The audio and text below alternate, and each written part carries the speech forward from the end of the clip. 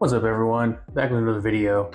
I'm here today to kind of play around with two phones. All right, this is like an entry-level battle between the Google Pixel 9 entry-level for $799 and the Galaxy S24 for $799 also. Both of these have a starting point that is the exact same, so I thought it'd be fair to kind of test them both out and see what the differences are for the money.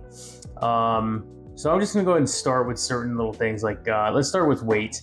I can tell you for sure that this feels heavier. I know a lot of people equate heft to premium versus this, which feels a lot lighter in the hand. So holding this, it's definitely, it's 167 grams for this and 198 for this. So that's a pretty hefty difference. And you could definitely tell when you pick them both up which one is the heavier of the two. And for me, if I'm just going to choose one based on the way it feels, I like the lightness of this one over the heft of this one. That might not be for everyone, but for me, I do enjoy that. I like the rails on the sides better. I mean, they are basically roughly the same in the way that they feel, but these feel more boxy, whereas this has like that slight edge that kind of rounds over itself on both sides. Whereas this one is kind of like very much like a hard cut. So you get a better grip, in my opinion, on this than you do with this. So yeah, I think that the way that they feel is both a little different. I like the size and heft. I mean, you can see kind of side by side. They almost look like they're the same size, but this is a 6.2, this is a 6.3 inch screen. And on the bottom, you can kind of see it's ever so slightly taller on this one. And the width is about the same if you kind of go front to front with them. They're roughly about the same. So holding it like this won't feel too much, but when you're kind of operating in this way, this one is a little bit more convenient for me in my hands. The cameras on both, this one has like this big protruding camera that you either love or hate the pill. For me, it's not exactly a love, only because I don't feel comfortable with the idea of having it down and it being scratched as big as it is. I feel like it's more scratch prone. And then these ones are very small, so I don't feel like I'm as worried. And then for me, I can actually just kind of put something like this kickstand on and all of that goes away, because now you can see they won't ever touch the table while it is there. Whereas this one, when I do put it on, it's almost as if the two of them are battling to see who will be taller. And I honestly, I don't know, so I don't feel as comfortable with this because it does lay flat, but I just don't know what's taller. So I don't feel as comfortable. So on this one, I'll probably get a case. But on this one, I can definitely rock without a case and have that kickstand and feel comfortable. Speaking of cameras, the cameras on here, you do get 3 for the price of the $799, which they both are. And for each of them, you get a 50 megapixel main camera, a 10 megapixel telephoto camera, and a 12 megapixel ultra wide. So you do get the full set here on this phone. Whereas on this one, so the main camera is 50 megapixels and the ultra wide is 48 megapixels. So, I mean, you do get a lot more megapixels for the ultra wide here than you do here. But you are missing that telephoto, so it's up to you how you feel about that. Personally, after kind of looking at both of the cameras side by side and just some of these pictures, I'm really convinced that I do believe that the Pixel has better photos overall. Like on this, picture of this blue post, you can see that there is just more detail around the screw and around the edge of the box itself, whereas the Galaxy S24, when you kind of zoom into the screw, you can tell it's a little softer. The colors on this leaf are a little bit more natural than on the other one. I think that the details also better captured in the crease next to it in the sidewalk there. You can kind of see there's more detail in that sidewalk area with all the small rocks and stuff in it, debris. But just kind of looking at both cameras, I am impressed either way with either one of these cameras as far as the daytime pictures go. So I think you're not going to be wrong with either one of these. And I don't think that you're going to have an issue with either one of these either. As far as the cameras go, you will just be missing the telephoto. So, I mean, if you're a big fan of the telephoto, you are not going to enjoy it as much. Next up, let's test out the sound. I think that they both sound really good, but you guys tell me what you think. Let's start with the Pixel.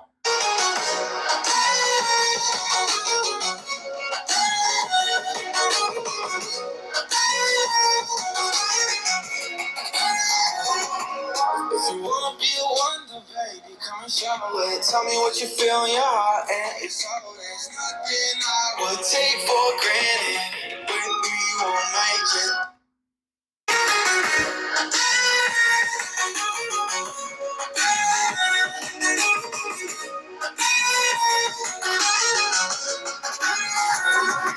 If you wanna be a wonder, baby, come and show it. Tell me what you feel in your heart, and it's all there's nothing I would take for granted.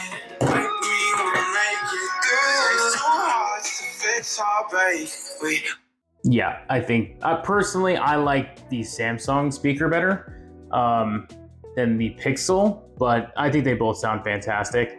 To be quite honest with you, I don't think you're really giving up much on either of these. They are both dual speakers, so you don't have to worry about losing too much fidelity when you're blocking. But you can tell that most of the sound and the bass is coming from the bottom of both of these. But they are both plenty loud, so I give a thumbs up to either one. But personally, I like the Galaxy speaker better. That's just me. So, yeah. All right, let's check these out on video now and see what you guys think about the quality. Straight Talk Wireless again. This is the second phone that I've now purchased through them. It is the HMD Vibe, which I believe is a newer company that I believe was spun off from like Nokia. I could be wrong, but I'm pretty sure that's the case. They do make some.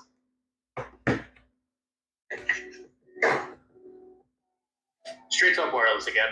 This is the second phone that I've now purchased through them. It is the HMD Vibe, which I believe is a newer company that I believe was spun off from like Nokia. All right, just kind of taking a look at them side by side.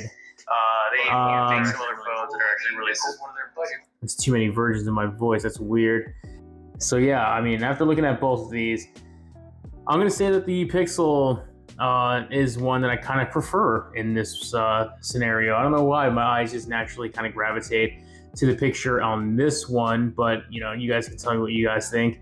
But I don't know why. I think it just looks cleaner on the Pixel than it does on the Samsung. So as far as picture quality for videos, I'm kind of preferring the Pixel 9 here. So yeah, that's pretty shocking to me. Just because the display obviously I think is slightly better here, but in video I just prefer the Pixel. All right, let's talk about some software situations on both phones. It's really dependent on what you prefer as far as software goes. This runs One UI, I believe 6.1 now, whereas this runs Pixel's version of stock Android. And you can just kind of see that there's a slight difference in the way that it presents itself. The more rounded icons here is kind of iconic to the Pixel, whereas the Squircle is a little bit more on the Samsung here. And both of them have slightly different app drawers. One kind of goes up and down, the other one kind of goes side to side. I do believe you can make the change possibly in settings. I don't really know. I'm just going based on just stock.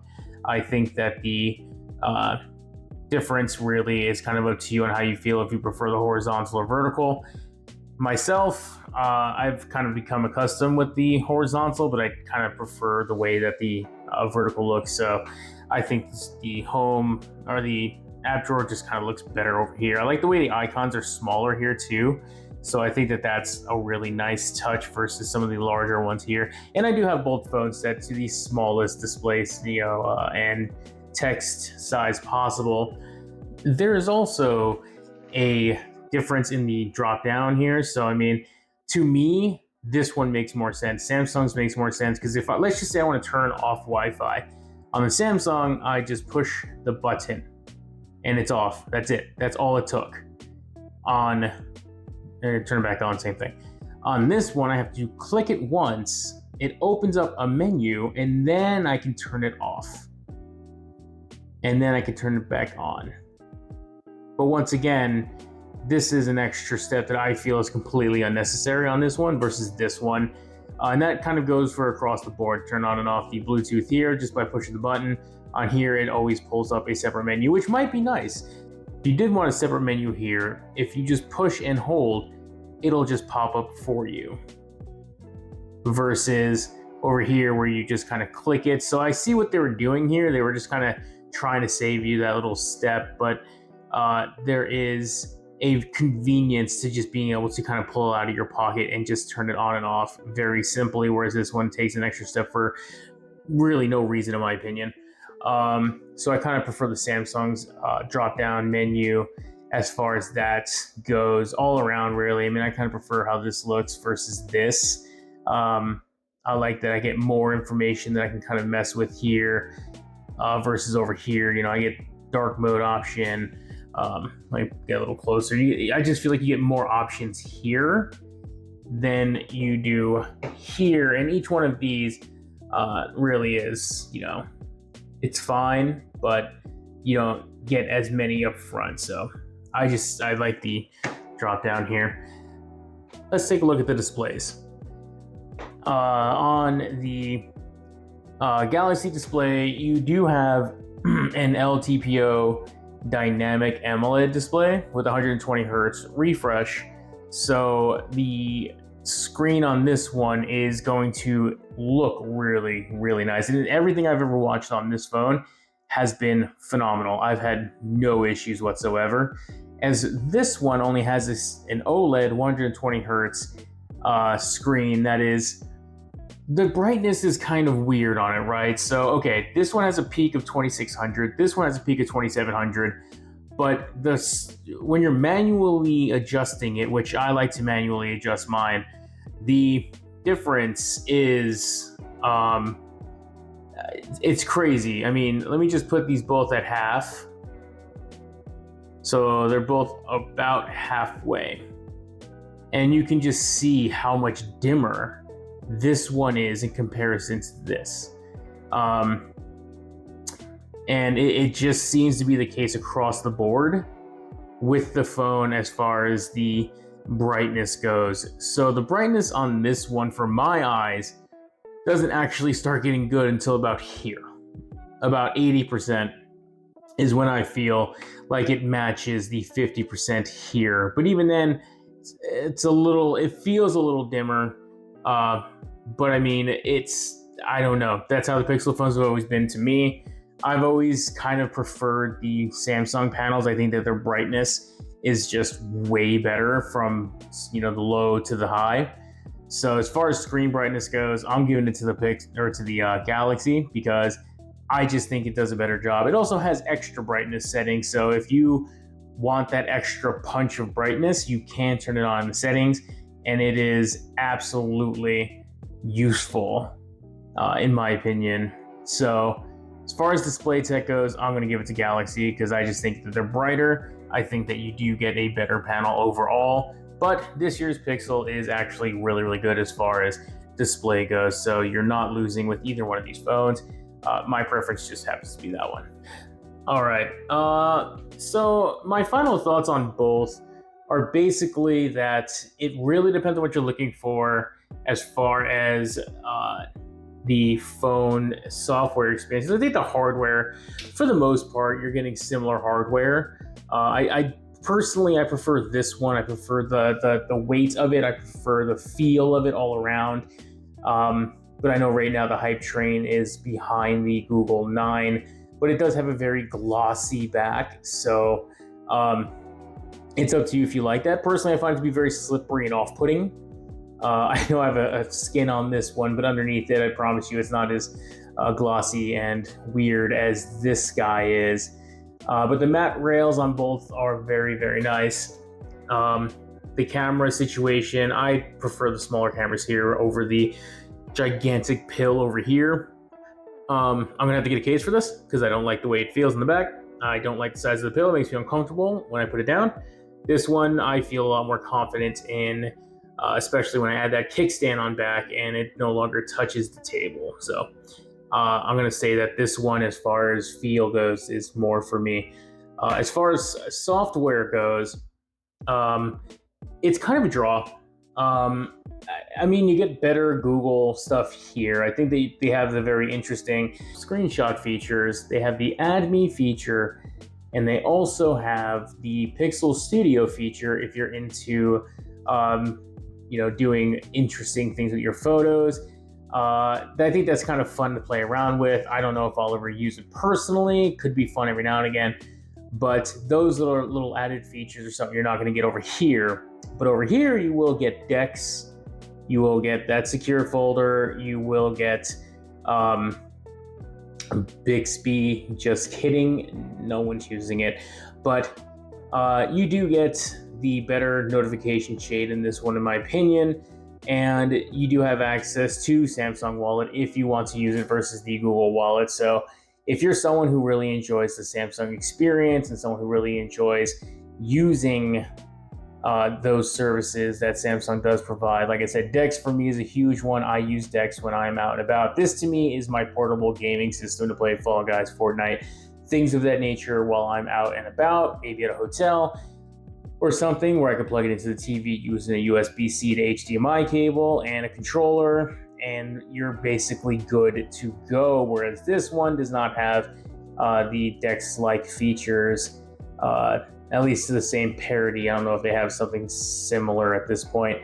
I don't believe so, but it's very much a phone's phone. Whereas this is kind of like a phone and a mobile computer all in one, in a way that I don't believe the Google Pixel 9 matches.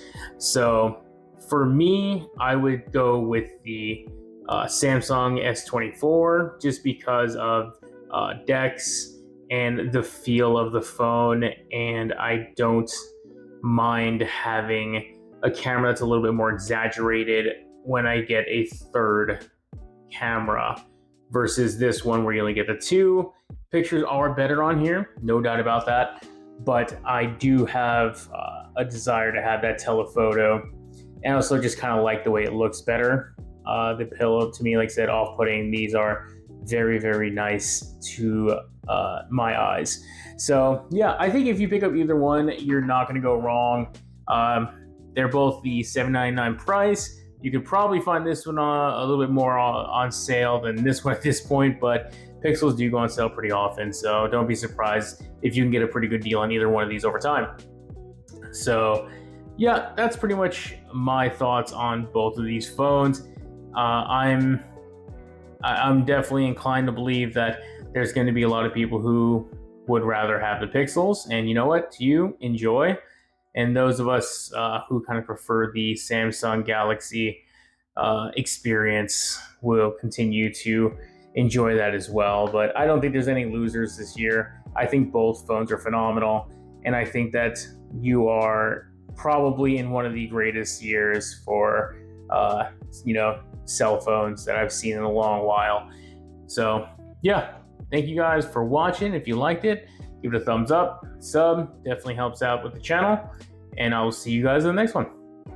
Bye.